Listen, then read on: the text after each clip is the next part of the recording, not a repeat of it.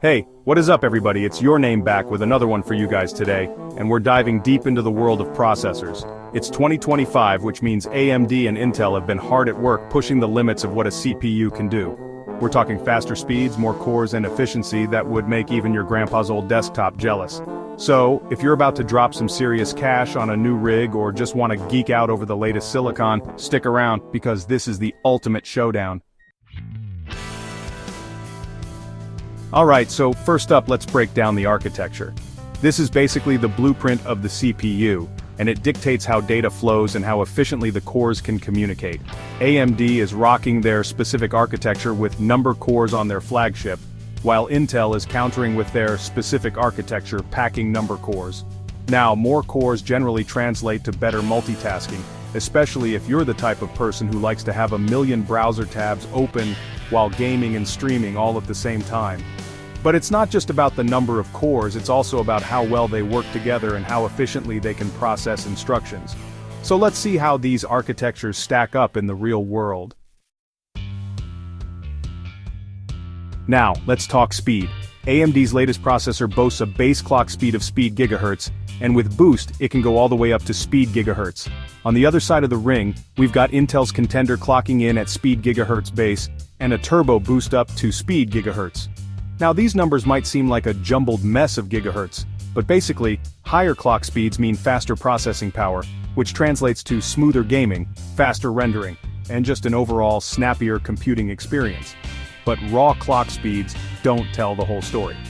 We've also got to look at the benchmarks, which give us a better idea of how these processors perform in actual real-world scenarios, like gaming, video editing, and even just everyday browsing.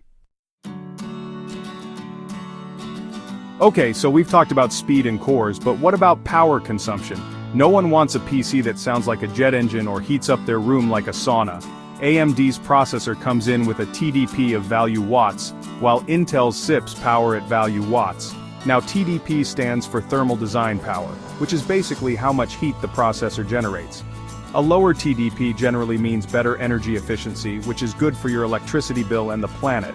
Plus, it usually means less heat generated, which can translate to quieter cooling solutions and a cooler system overall. Now let's talk about integrated graphics. Both AMD and Intel have really stepped up their game in this department. AMD's processor packs their latest specific graphics technology, while Intel is coming in hot with their specific graphics technology. Now, integrated graphics aren't going to replace a dedicated graphics card anytime soon, especially if you're a serious gamer. But they've gotten surprisingly good for casual gaming, light video editing, and just overall smoother everyday performance. We're talking about being able to play some esports titles at decent settings or edit your vlogs without your computer wanting to melt. It's pretty impressive.